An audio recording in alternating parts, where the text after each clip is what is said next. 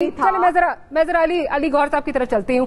अली गौहर साहब, आपने थोड़ा सा क्योंकि लेट ज्वाइन किया, तो मौलाना फजल रहमान की हम वो बात सुना रहे हैं जो कह रहे हैं कि हम अपना टाइम फ्रेम जो है वो पूरा करके जाएंगे। मुझे जरा ये बताइए अली गौहर साहब कि आप ये अपना टाइम फ्रेम पूरा करने से क्या गेन करेंगे?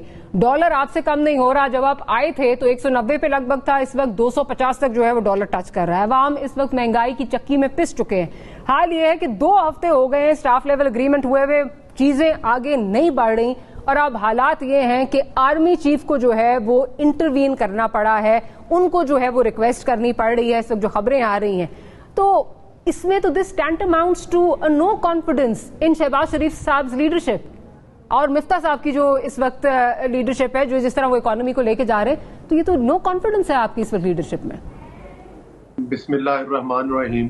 डॉक्टर साहब, आपने बड़ा रेलिवेंट क्वेश्चन किया है और मैं आपके भी सब्र को दाद देता हूं और पूरे पाकिस्तान की आवाम को भी, कि उन्होंने मतलब है कि इतनी देर आपने प्रोग्राम में मतलब है कि इतनी खामोशी और इतने मेरी तरह इंतहाई मुअद्दब होकर झूठ सुने हैं और उस पर खामोशी इख्तियार की है और बार बार जिसारत भी करती रही है कि किसी और को भी बोलने का मौका दिया जाए।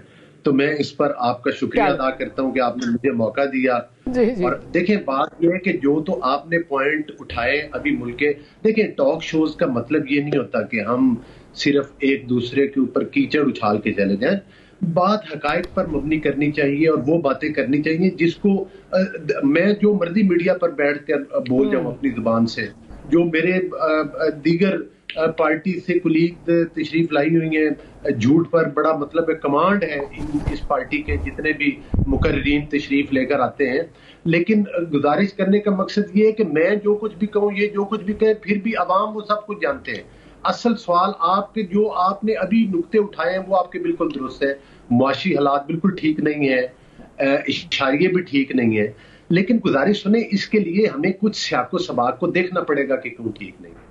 बात यह है कि जब 2018 में एक मतलब है कि एक पाकिस्तान के अवाम के ऊपर शब खून मारा गया, अगर हम उसका जिक्र ना करें तो फिर हमें हकायक कभी भी समझ में नहीं आएंगे।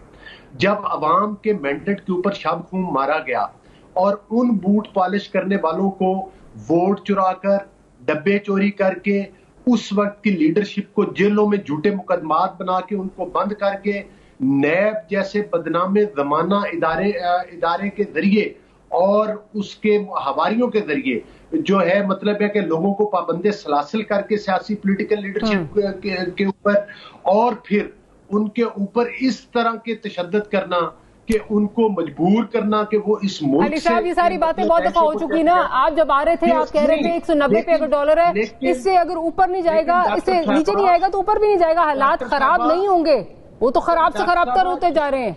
डबल डिजिट्स में इस वक्त इन्फ्लेशन जा चुकी है। डॉक्टर साहब, मैं उसी तरफ आ रहा हूँ। ये वो जमीनी हकायक है। मुझे ये बताएं, जिस वक्त हमने इक़्तिदार छोड़ा था उस वक्त जो इन्फ्लेशन रेट था वो 4% पर था, उसको 21, 22 और 25, 26% तक किसने बढ़ाया? हमने बढ़ाया था। जो IMF के साथ इन्होंने मुआहदे किए, आ रहे थे 4 महीने पहले अली भाई, क्या कहा था आपने? आपने कहा था हम इसको कंट्रोल कर लेंगे, हम ये हमारे पास ये है, इनको IMF के साथ नेगोशिएट नहीं करना आता, ये नालायक हैं। हम उस बात पर कायम भी हैं, हम उस बात पर कायम भी हैं और मैं उसी तरफ आ रहा हूं। देखें, जो इन्होंने IMF के साथ भयानक शराइत पर जो है वो मतलब है आपको पता था और दावे करने से पहले भी आपको पता था। नहीं, जो इस मुल्क जो इस नहज पर पहुंचा उसके लिए मेरे 2 अल्फाज आपको सुनने पड़ेंगे। आप बताइए। देखिए, गुजारिश ये है कि मुल्क को जिस नहज पर इन्होंने पहुंचाया, जिन भयानक शराइत पर इन्होंने मुआहदे किए और फिर खास तौर पर जिस तरह से इन्होंने दोनों हाथों से मुल्क को लूटा, मतलब है कि कोई पाकिस्तान का इदारा आज की तारीख तक इनके गिरेबान के ऊपर, इन चोरों और डाकुओं के गिरेबान पर हाथ डालने के लिए तैयार ही नहीं है। आज फिर इनके लिए माहौल साजगार किया जाता है। 22 अली भाई वैसे बड़ा इंटरेस्टिंग चीज है कि अब आपसे ये चीज समझ नहीं रही तो आप फिर कह रहे हैं हम पुराने बयानी की तरफ चले जाएं कि हमें जो है ये इनके लिए माहौल साजगार बनाया जा रहा है क्योंकि इमरान खान के लिए बयानियां सक्सेसफुल रहा है। Very unfair. वैसे मैं नए बयानिए की तरफ आ रहा हूँ। 22 लोगों को नायल करार दिया गया, उनमें से 10, 11, 12 लोग वो भी थे जो आजाद इलेक्शन कॉन्टेस्ट करके इसी पीटीआई के खिलाफ कामयाब होकर आए थे। धांधली के बावजूद पंजाब की असेंबली के अंदर उस वक्त भी अक्सरीती पार्टी थे। जिस तरह से अली साहब चले, मुझे सिर्फ इस चीज का जवाब चले। पाकिस्तान के मैंडेट को चुराया गया, शामखून मारा गया और इन डाकुओं, चोरों और नालायकों को और बूट पॉलिश करने वालों को इसके ऊपर बिठाया गया।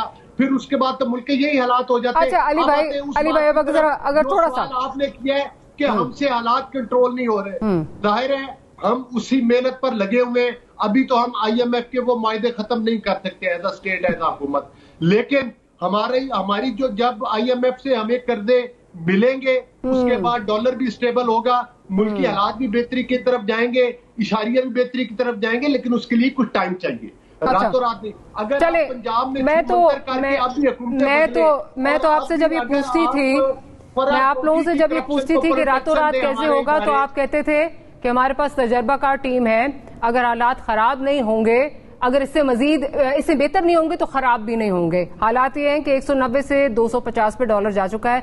आप कह रहे हैं भयानक शराइत पे इन्होंने साइन किया था, वो भयानक शराइत आप बखूब उससे वाकिफ थे, उसके बावजूद आपने ये चीज एक्सेप्ट की, और अब आप कह रहे हैं हमें मजीद टाइम दिया जाए। $300 पेट्रोल की कीमतें इमरान न्याजी के साइन है उनके ऊपर, उन मुआहदों के ऊपर। ये जो चीनी चोर और आटा चोरों का सरगुना है, इसके दस्तखत है उन मुआहदों के ऊपर, और पूरी कौम गवाह है। वो मैं आपकी प्रोग्राम में ला सकता हूं इनको, उन्हीं लोगों को, वो जिनको आटा चोर, चीनी चोर, जो भी चोर आप कह रहे हैं ना, उन्हीं लोगों के तो बलबूते पे आपने हुकूमतें गिराई हैं जागीर तरीन साहब को। अब आप ये बातें ना कहें, अब ये ना कहें। कंफ्यूजन आप में पाई जाती है, हुकूमत में रहना है, हुकूमत से बाहर निकलना है, समझ नहीं आ रही। पॉलिसीज में भी इसी तरह की कंफ्यूजन नजर आती है, और उसी वजह से फिर जब इदारा, अब जो खबरें आ रही हैं देयर टू बी बिलीव कि उन्होंने इंटरवीन किया है, तो मतलब उसमें भी आप लोग जो हैं वो अपनी जो नाकामियों का मलबा है उन पे गिराते हैं। एक छोटी सी ब्रेक लेते हैं।